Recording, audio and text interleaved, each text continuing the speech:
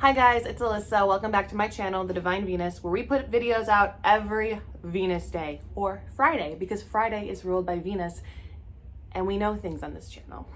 If you like this video, please subscribe to my channel and like the video. If you don't like it, please unsubscribe, don't subscribe at all, and leave me a nasty comment. I'm waiting for you. But we're going to talk about the GLEE curse today and whether or not that exists. I will be talking about GLEE. I will be talking about Mark Selling. I will be talking about Corey Monteith and Leah Michelle, and I will bring up Naya. From here on out, let's get this started. We will be using astrology, numerology, name meanings, and whatever else we can muster up to figure this out. Now, the first thing I do want to talk about is, do all bad things come in threes? Because they do. If we know that, yes, Naya Rivera was the third GLEE cast member to pass away at a young age, all in their 30s. There's many different reasons for the rule of threes, but I kind of want to go over each one because this does shed some light on to, I don't know, whether or not anything else bad is going to come out of GLEE. The rule of threes is real. It's not like it's something that, it can't be scientifically proven, but science can't prove a lot of things right now, but I hope they're working on it.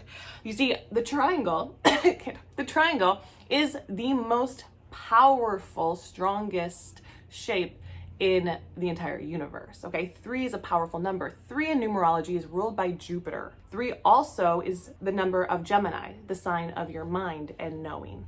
So if we look at this, 3 is a number that really sticks with you. And good things come in 3s and bad things come in 3s. And life imitates art. In art, there is something called the rules of 3. This works in film, photography, painting, what have you. You want to fit things into your view in thirds. Am I doing a good job here? I don't know. And I do think it makes sense. So if we got the rule of 3s going on, we're talking about something in art. We're talking about GLEE, which is an art form. It was a television show. That's art. Whether or not you think it was good art or bad art doesn't take away from the fact that it's art. In Wicca, not all witchcraft, but in Wicca, which is a religion, there is something called the law of 3. The law of 3 is that when you put something out into the universe, good or bad, it will come back to threefold. I actually do believe in this, the idea that GLEE put itself out there. Now, if 3 bad things happened to it, you would then expect that GLEE might have put something negative into the world. There is something a little bit eerie that also happens in 3s, and it's the rule of 3s in survival. You can survive 3 minutes without breathable air or in icy waters. Usually you end up unconscious, but you will still be surviving. You can survive 3 hours in a harsh environment, extreme heat, extreme cold, and you can survive 3 days without drinkable water. So that's the rule of 3s in survival. There is a Mexican proverb called 3 on a match, and that is this superstition that if 3 men are smoking a cigarette or cigarillo and they use the same match, that 1 out of those 3 will be hurt. And the bad things come in 3s is that if 2 things bad happen, you can guarantee that a third one will be added to it. In writing, we have something called the power of 3, which is that things are much more satisfying if they happen in 3. So if I say, I think you're beautiful, it's not as effective as I think you're beautiful, charming, and otherworldly. There is a lot of power in 3s, and we are mental people. It's the power, it is 3, and we are energy and we're part of the universe. So, do I think that anything else will happen? Do I think that there will be another tragic death or accident outside of GLEE? To be honest, I do not. I think that this part is cut off because of the rules of 3. Whether or not you believe in the rule of 3, that's on your own. But now I want to get into GLEE. Now, GLEE started May 19th, 2009. That was the first night it aired at 9 p.m. Eastern Standard Time. So this gives it a Sagittarius rising, moon at 0 degrees Aries, and sun 29 degrees Taurus, okay? I feel it's kind of interesting that GLEE is a Taurus because, see, Leah Michelle is a Virgo and Corey Monteith is a Taurus. Corey Monteith being a Taurus and actually having the GLEE revolve around him does make a lot of sense. Also would have changed his life after his solar return, which it did.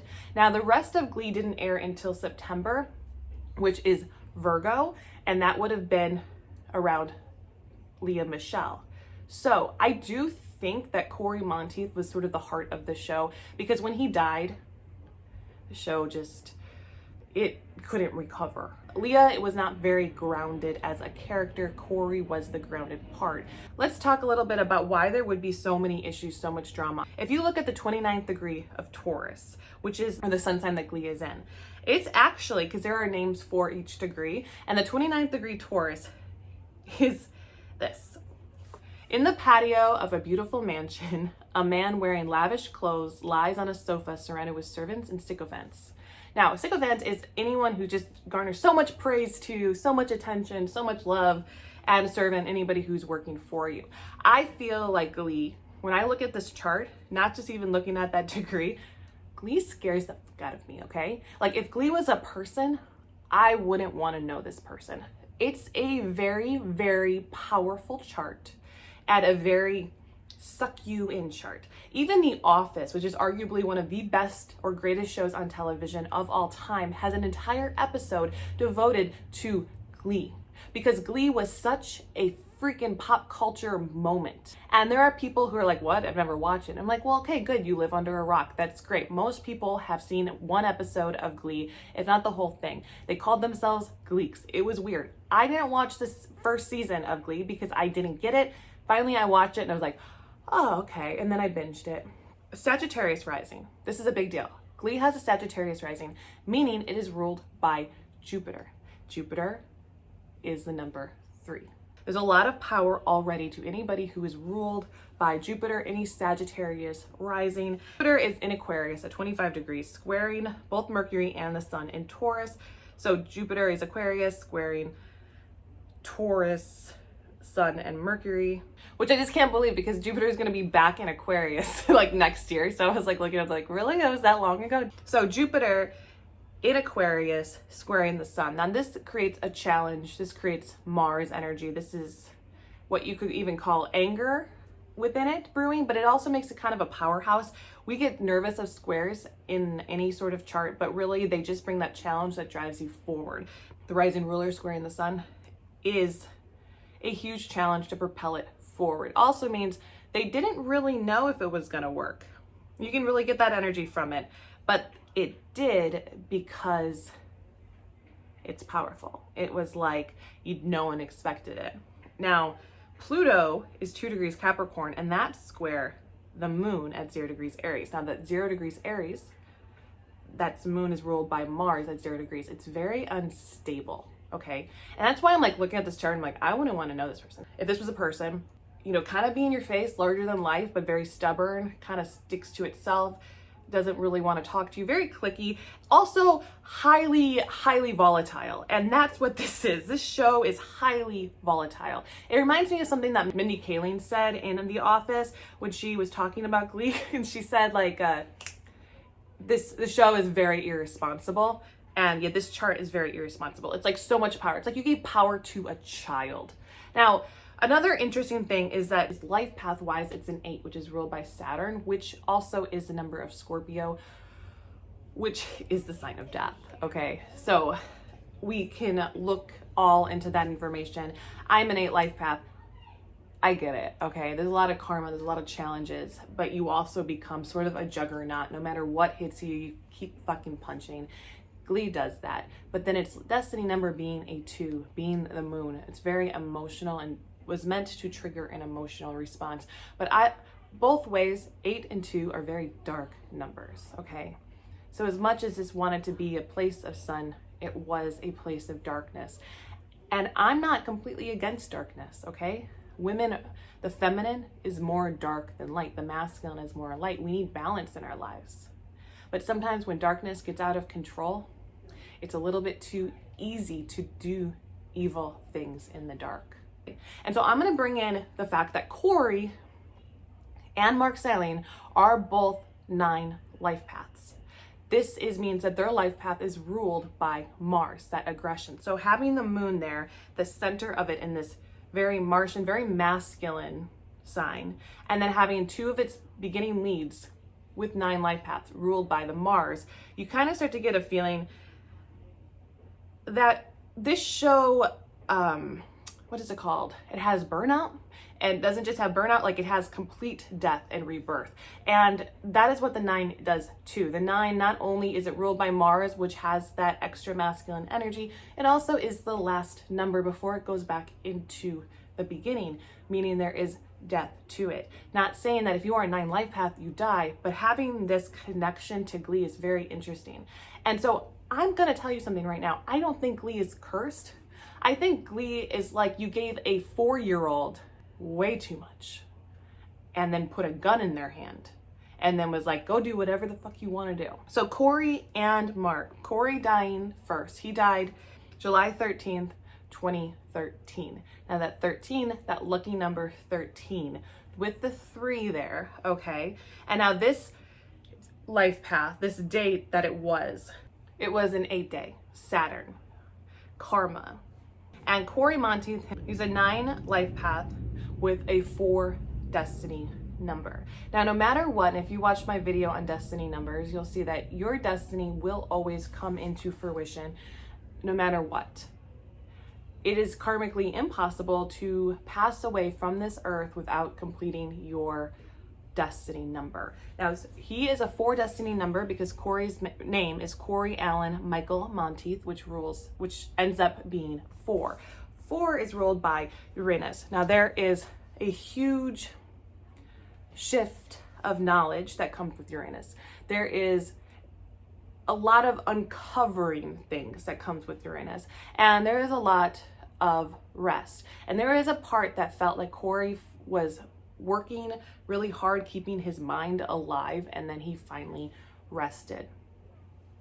Walking that 9 life path of a lot of physical energy that finally got into his mental energy, which might have been too much for him. And after he died, there was a lot more uncovering of things that say nobody liked Leah Michelle.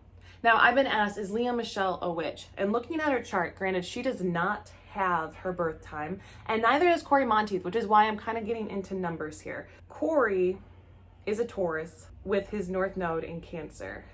There was this desire for him to get into a close familiar connection, but since GLEE is very volatile, that wasn't going to happen. It never could. He could never be safe within GLEE's walls. It drove him crazy. Does that mean it's cursed? No. Leah Michelle is a 7 life path with a 3 destiny number. Okay? So energetically, you could add up the fact that, yeah, what is Leah Michelle's destiny number? What was her destiny? It was very Jupiter. GLEE was Leah Michelle's destiny. That's why Leah can't do much else. It's a lot of this 3 energy. And to be honest, I don't feel like it's because of her that these bad things happened at the end of the show, that a lot of death covered the end of the show. But I do think that now she's free and maybe she can go and do something else now, but she's been tied to it. I get this really big sense that she's completely tied to the show, like dragging her down to hell tied to the show.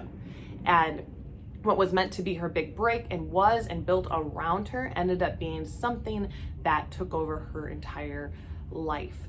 And that's why she can't do much of anything. But then you look at someone like, Jonathan Groff, who played Jesse St. James. He's freaking Kristoff from Frozen. He's in Hamilton. And look at Blaine, Darren Criss. Darren Criss holds a record right now for winning every single award during award season for his role in the other Ryan Murphy show, American Crime Story, where he played the man who killed Versace. These people have done very well, but a lot of the other ones, even if they're still alive, have had nothing that has rivaled GLEE's success. I argue that Darren Criss and Jonathan Groff are not known for GLEE, where the rest of them are. And if it's such a big show, is that really a bad thing? I feel that it is, because of GLEE's negative, flying, scary, nasty stuff. And I do think that all of GLEE went to Leah Michelle's head, but karma's it's a bitch, and I think she's paid for it. And I think she had to watch bad things happen, but that's her own karma. What she does after that, after she's cleansed and after all of this is over and she's released, what does she do next? We're gonna talk about Mark Salling. And granted, Mark Salling is disgusting, right? He's a pedophile. There's nothing grosser in the world than a pedophile, and I don't think that's so weird or out of touch with reality for me to fucking say. He had so much child porn on his computer. In Naya Rivera's book, Sorry Not Sorry, she does talk about dating Mark Salling and says, you know what, I don't think that anyone should regret anything, except if he's a pedophile, then by all means regret everything. And it is hard to even look at Mark Salling in GLEE. Something I find very interesting is that GLEE still runs, GLEE's still a thing, even though Mark Salling was destroyed and committed suicide before he was going to go to jail for what he's done. Where something like Seventh Heaven, where the pastor was found out that he molested his niece, I think, the entire show was taken off the air. Reruns, everything. People like Jessica Biel and the other ones, the lesser known actors who didn't do as much afterwards, lost a ton of money because they were no longer getting residuals off of Seventh Heaven, where GLEE still fucking runs because GLEE is GLEE. Mark Salling is just a piece of that. He was just shoot up and spit out. Granted, probably a good thing. If we want to look at Mark Salling's birth chart for a minute to see if there's anything that can lead to him being such a twat, and that's such a nice word to call him, but it's very, very hard when you don't have a birth time, okay? He's a 9-life path, so he's ruled by Mars, and Mars is in Scorpio, conjunct Jupiter. Jupiter rules 3, right? And Scorpio is the 8th sign, and Mars is the 9th number. Now, a lot of this connects, it fits in the idea of probably things getting worse for Mark after GLEE started. He seems to have had an issue, an underlying issue, that got worse through the GLEE machine. And usually that's what happens when you have a problem. It gets worse when you go through something so tumultuous or traumatic or crazy like the GLEE phenomenon was. You saw what happened to Corey. Now, there was very strong actors in the show that made it and that everything is okay. But Mark, having even his Pluto with his Saturn, he's got indicators of deviance, okay? Indicators of deviance. Mars conjunct Jupiter in Scorpio. Indicators of deviance. Where that is going, I don't know. His Mars squared his Moon and Venus in Leo. Now there's a childlike thing here. This is a Mars anger, aggression at children, trying to hurt them in some way, but not really even realizing or telling himself. And so I think that's as far as I can even get, because if I tell you that you have Mars and Jupiter in Scorpio square your Moon in Leo, that could mean you're a pedophile, that would be wrong, because it's not necessarily true, but it leads to some deviant behavior and some issues with children. How that plays out can be your choice, and it also depends on the houses. So now I want to tell you something that doesn't have anything to do with astrology or numerology, which I think is really beautiful. We're going to talk about what their names mean. Naya Rivera actually translates, Naya is new and Rivera is a riverbank, or the river, new river, okay? And when I look at Naya's chart, in her 8th house, which is the house where you can find death, which I would never, and you really do need to know a lot of things. Hindsight's always 20/20, but that is just one of those things in astrology where you're like, unless you really want to know, you don't need to know, and no one should tell you. But I do think me, like a lot of other astrologers, seeing Naya's chart and seeing that she had her Sun and Mercury in Capricorn with Neptune in the 8th house, or 22 degrees is the killer be killed degree in the 8th house of death, in Capricorn of karma, Neptune being water. Her name is New Riverbank, and when Corey died, she sang, "If I die young, sink me in the river at dawn." Now, the beautiful part about this, okay, is that yes, this does show you what would happen to Naya in death, but it's also what happens to her in life, okay? Naya was consistently going through transformational experiences, okay? This kill or be killed Sun, Mercury in the 8th house in Capricorn, that defined who she was. And that's what made her so good at being a bitch, because you always did feel the vulnerability behind it, no matter how mean she was. It was never like she was just kind of being mean to be mean. It was like you saw that there was a real person behind it who knew that if she didn't attack and kill, she would be killed. And this would follow Naya her whole life. And if you want to know about our lives, it follows the same pattern, because we never fully die. Our energy is always there.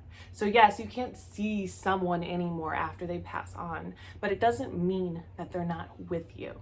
And I think that's the biggest, most interesting part about this, that Naya did die the same way she lived, as we all do. She was always in the water. She was the new river, the new water. The age of Aquarius, Aquarius being the water bearer. She was the water.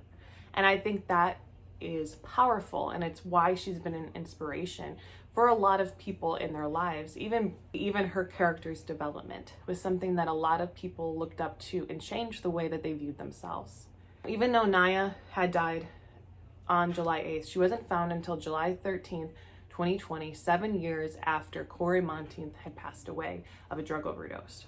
A lot of people were saying, wow, it's like Corey lifted her up.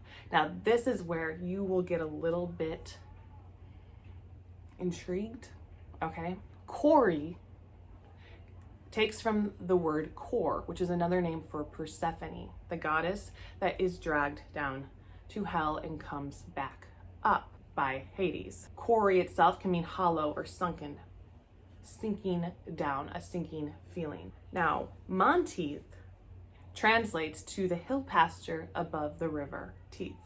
Corey going down into the river to bring her back up above the river.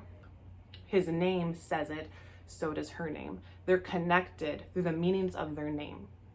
And I find that to be beautiful.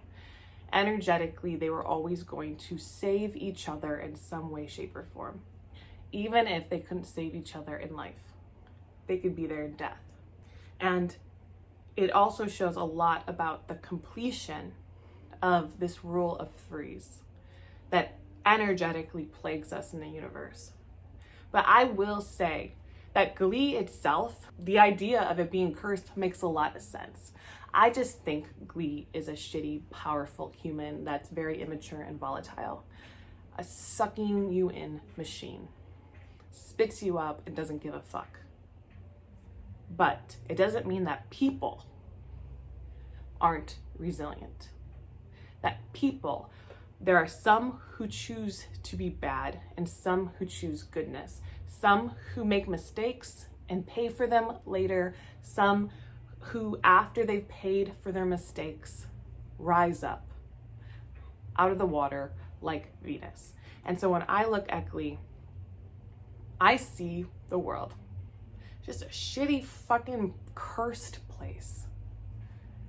Killing people left and right. But there are people and their energy, and even after death, there's more life. And what I see is that Corey might have started off that rule of threes. He came back to end it.